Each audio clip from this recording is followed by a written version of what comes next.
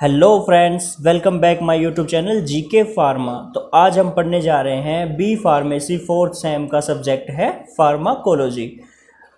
Pharmacology में हम basically unit first पढ़ेंगे। इसके अंदर क्या होता है? इसके अंदर होता है इंट्रोडक्शन टू फार्माकोलॉजी। यानी कि जो फार्माकोलॉजी वर्ड है ये क्या है? फार्माकोलॉजी जो वर्ड है वो दो वर्ड से मिलकर बना है। किस किस से? फार्माकोन से और लोगस से। अच्छा, ये जो वर्ड है फार्माकोन और लोगस से मिलके बना है, इसका मतलब क्या होता है? फार्माकोन किसके लिए स्टैंड करता है? ये ड्रग और मेडिसिन के लिए स्टैंड करता है। और वहीं पे जो लोगस है ये किसके लिए स्टैंड करता है? ये हमारी स्टडी के लिए। तो ये फार्माकोलॉजी क्या बन गया? स्टडी अबाउट दी ड्रग और मेडिसिन, ये होगी फार्माकोलॉजी। अच्छा, अब इसकी डेफिनेशंस की बात करें। डेफिनेशन क्या कहती है? It is the branch of science which deal with the study of pharmacokinetics and pharmacodynamics. अभी हमने बताया आपको कि फार्माकोलॉजी में हम क्या करते हैं? स्टडी ऑफ ड्रग या मेडिसिन। लेकिन यहाँ डेफिनेशन में तो कुछ और है। यहाँ पे तो कह रहे हैं कि स्टडी ऑफ फार्माकोकाइनेटिक्स या फार्माकोडायनामिक्स। अब ये जो दो टर्म आई है फार्माकोकाइनेटिक्स और फार्माकोडायनामिक्स, ये क्या है?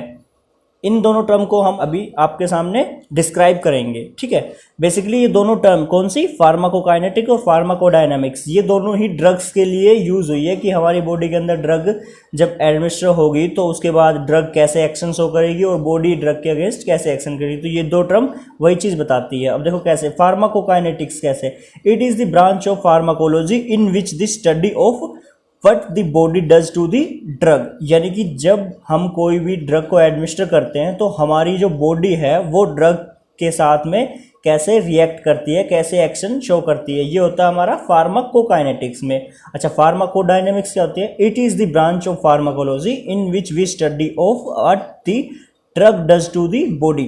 जब कोई भी ड्रग हमारी बॉडी के अंदर जाती है तो ड्रग हमारी बॉडी के साथ कैसे रिएक्ट करती है, कैसे एक्शन शो करती है, वो होता है फार्माकोडायनामिक्स।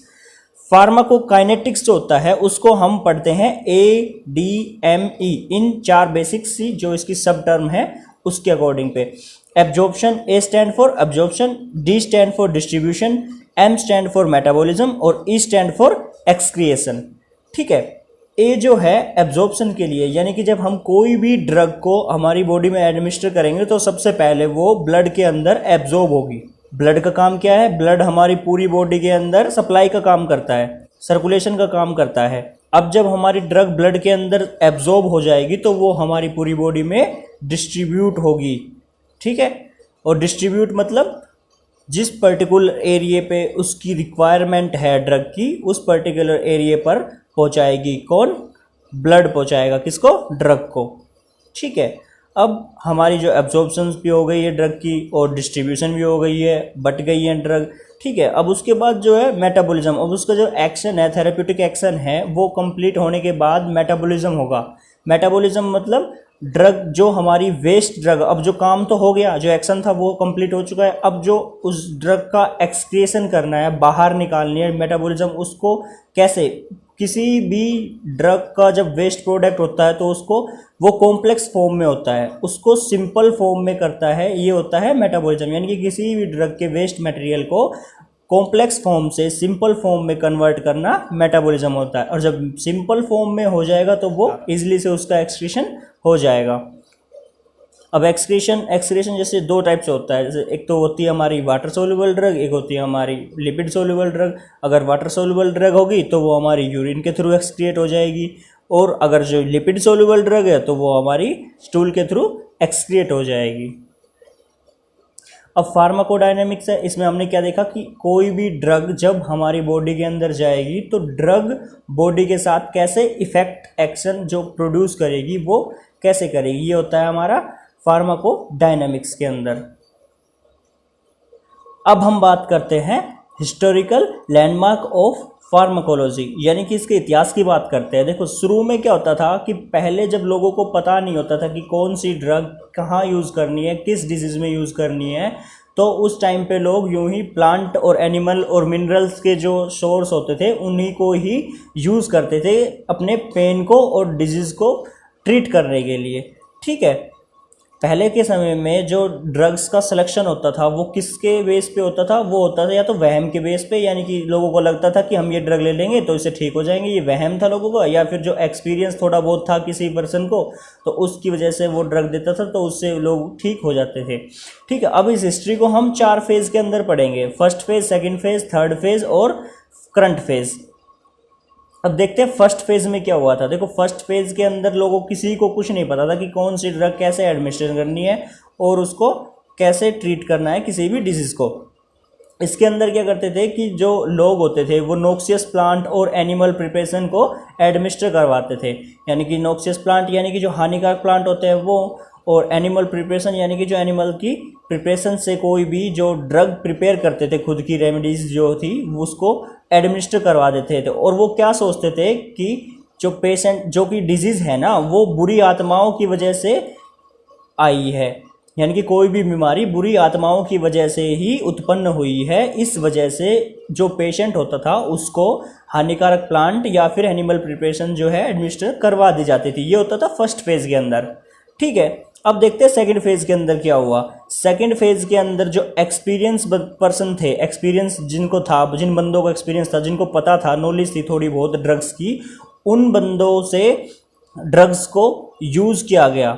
यानी कि ये पता चल चुका था कि कौन सी पर्टिकुलर डिजीज़ के अंदर कौन सी पर्टिकुलर जो ड्रग है वो यूज़ की जाए। और ये एक्सपीरियंस कैसे आया था, ये ट्रायल और एरर की वजह से आया था। यानी कि किसी जो पर्सन आया, जैसे बुखार का कोई पेशेंट आया और उसको पहले दवाई दे के देखी कि हाँ भाई ये दवाई दे के देखते हैं, ए दवाई कोई भी ए ड्रग दे के देखी और उसके बाद पता चला कि हाँ इससे ठीक हुआ है कि नहीं हुआ, ठीक है। उसके बाद फिर दोबारा कोई दूसरा पेशेंट आता है तो उसको बी दवाई दे के देखते हैं, तो मान के चलते हैं कि अगर बी दवाई से ज़्यादा ठीक हो रहा है तो बस यही मान लेते हैं कि बी दवाई जो है वो ज़्यादा इफ़ेक्टिव है बुखार को ट्रीट करने के लिए। तो ऐसे ही एक्सपीरियंस आता गया और ऐसे ही ट्रायल और एरर की वजह से लोगों में एक्सपीरियंस आता रहा।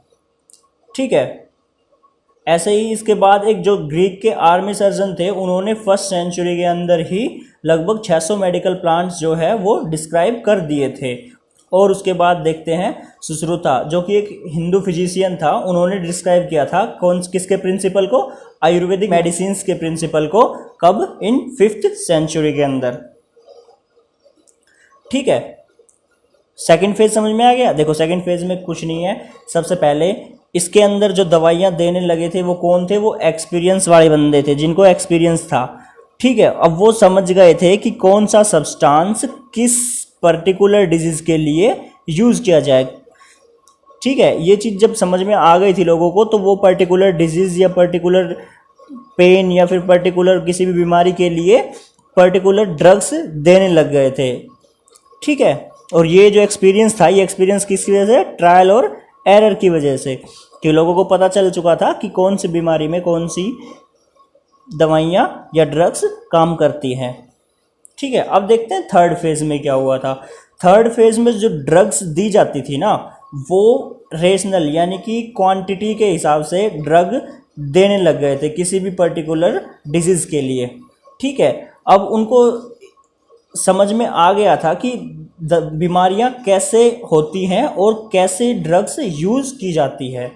ठीक है, ये हुआ था हमारा थर्ड फेज़ के अंदर।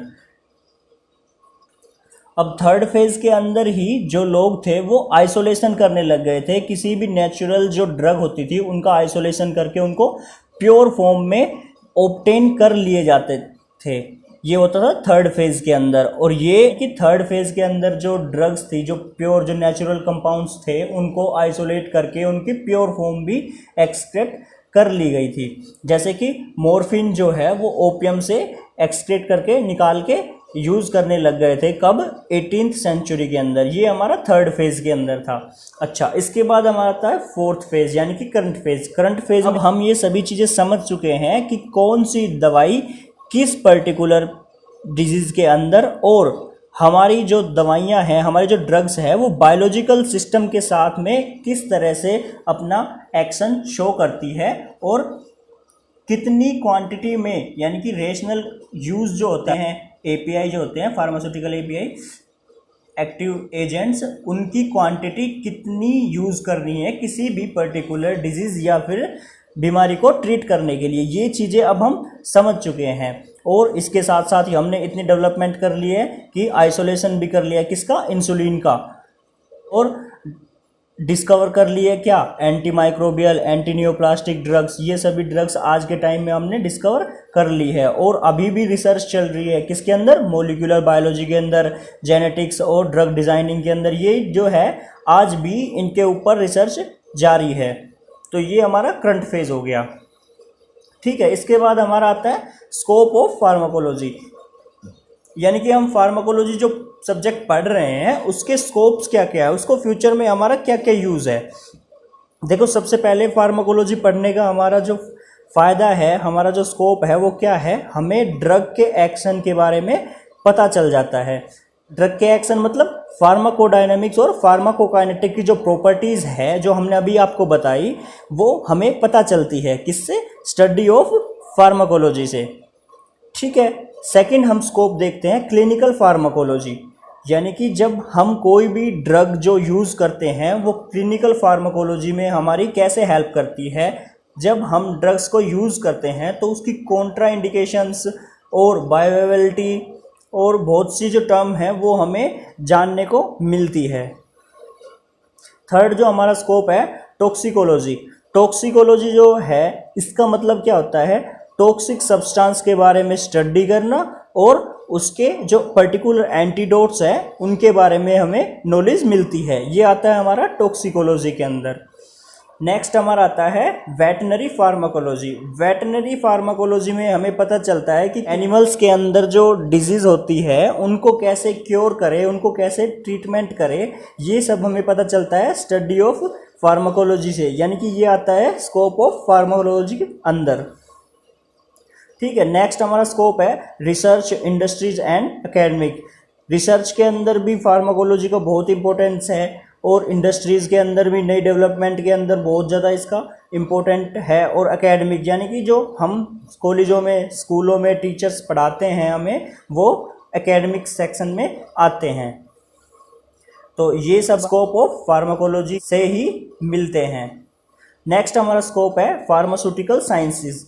किसी भी ड्रग को मैन्युफैक्चरिंग करने के लिए फार्माकोलॉजी की स्टडी बहुत ही ज़रूरी है। तब हमें जब पता ही नहीं होगा कि कौन सी ड्रग कहाँ पे एक्ट करेगी, बॉडी के किस पर्टिकुलर पार्ट पे एक्ट करेगी, तो हम ड्रग को डिज़ाइन कर ही नहीं सकते। तो इसलिए फार्माकोलॉजी फार्मास्यूटिकल साइंसेस के अंदर भी बहुत ही इम्पोर्टेंट है। नेक्स्ट हमारा स्कोप है बायोकेमिकल फार्माकोलॉजी। बायोकेमिकल फार्माकोलॉजी यानी कि बायो और केमिकल, हमारे जो लिविंग सिस्टम है, ह्यूमन बॉडी है, उसके साथ केमिकल जो होते हैं उसको यूज़ करना किसके, ह्यूमन वेलफेयर के लिए, ये हमारा पता चलता है बायोकेमिकल फार्माकोलॉजी के अंदर। ठीक है, नेक्स्ट हमारा स्कोप है वो क्या है, एक्सपेरिमेंटल फार्माकोलॉजी। कोई भी जो नई ड्रग जो कि मार्केट में उससे पहले थी ही नहीं, नया जो कंपाउंड साल्ट आएगा उसके एक्सपेरिमेंटल करने के बाद ही वो मार्केट में लॉन्च हो पाएगा। तो इसके लिए हमारा जो है एक्सपेरिमेंटल फार्माकोलॉजी भी बहुत ही इम्पोर्टेंट है। तो ये सभी हमने देखे स्कोप ऑफ फार्माकोलॉजी। ठीक है, अब हम देखते हैं सोर्स ऑफ ड्रग्स, यानी कि ड्रग्स तो हमने यूज़ कर ली, किसी भी पर्टिकुलर किसी भी डिजीज़ के लिए हमने ड्रग तो ले ली, लेकिन उस ड्रग को हम बनाएंगे कैसे, उनके सोर्स क्या होंगे कि जिससे वो ड्रग्स हम प्रिपेयर कर सके। तो इसके लिए हमने देखे सोर्स ऑफ ड्रग। इसके अंदर आती है दो तरह की सोर्स, कौन से, एक तो नेचुरल सोर्स और एक आते हैं सिंथेटिक सोर्स। ठीक है, नेचुरल सोर्स के अंदर हमारे कौन कौन से आते हैं, plant, animal, mineral, micro organisms और डीएनए रिकम्बिनेंट टेक्नोलॉजी, ये आते हैं हमारे नेचुरल सोर्स के अंदर। और सिंथेटिक के अंदर हमारे आते हैं सिंथेटिक और सेमी सिंथेटिक्स। ठीक है, अब हम इनको एक एक करके डिस्क्राइब करते हैं। देखो, पहले नेचुरल्स के अंदर हमारा प्लांट, जो ड्रग हमें प्लांट से ऑब्टेन होती है वो आती है हमारी प्लांट सोर्स के अंदर।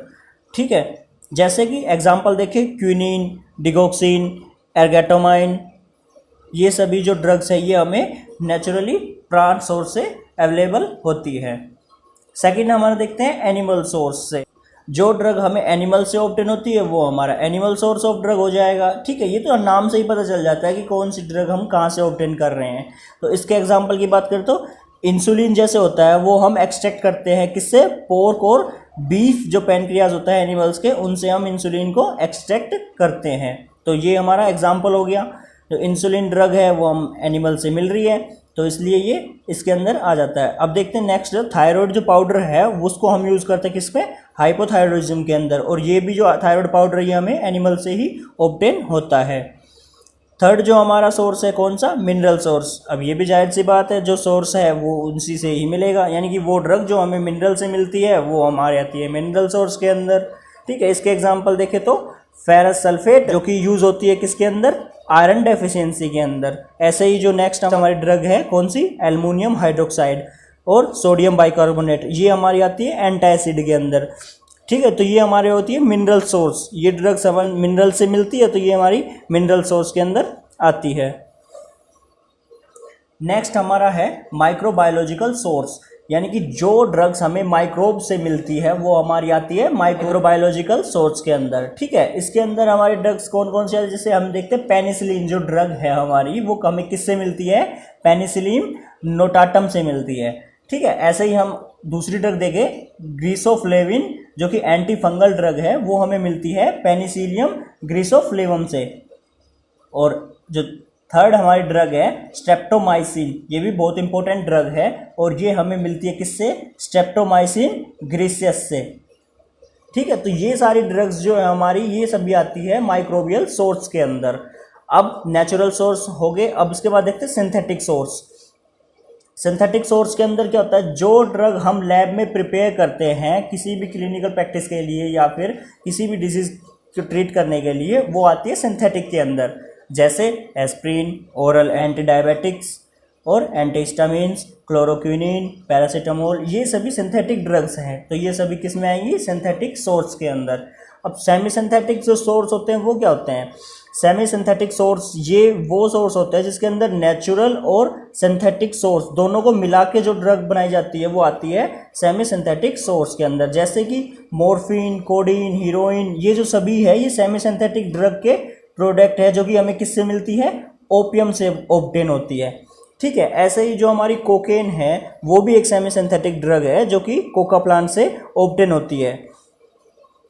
अब हमारा एक ये रह गया था कौन सा, बायोसिंथेटिक सोर्स। ये क्या करते हैं, इसके अंदर हम टेक्नोलॉजी का यूज़ करते हैं। जो सोर्स है इसके अंदर जो टेक्नोलॉजी का हो उसका यूज़ करके हम ड्रग की प्रिपरेशन करते हैं। इसके अंदर हम कौन कौन सी टेक्नोलॉजी का यूज़ करते हैं, मोलिकुलर बायोलॉजी होगी, रिकम्बिनेंट डीएनए टेक्नोलॉजी हो गई, जीन स्प्लेसिंग हो गई, इम्यूनोलॉजी हो गई, और ये सभी चीज़ें मिलके और उसके बाद हम जो ड्रग्स ऑब्टेन करते हैं, ड्रग्स मैन्युफैक्चर करते हैं या फिर ड्रग्स डिस्कवर करते हैं, वो सभी आती है हमारी बायोसिंथेटिक सोर्स के अंदर।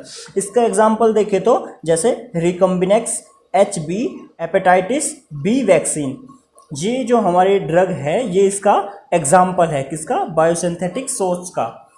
तो आज के लिए इतना ही। अभी आपको जो मैंने पढ़ाया है इनका नोट्स आपको डिस्क्रिप्शन में मिल जाएगा। और अगर आपको मेरा समझाया हुआ अच्छा लगा और समझ में आ गया तो please subscribe our channel GK pharma. Thank you guys.